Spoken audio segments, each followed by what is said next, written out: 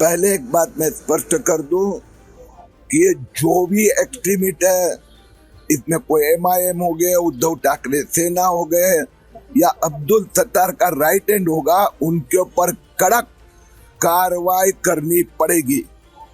जो घूसखोर है, जो अपात्र है, इल्लीगल है, 2,24,000 लोगों ने एप्लीकेशन की, 1.25 लाख लोगों को जन्म प्रमाण पत्र मिला जो यहाँ के नहीं है, उनके ऊपर कार्रवाई करने के लिए मैंने आग्रह किया।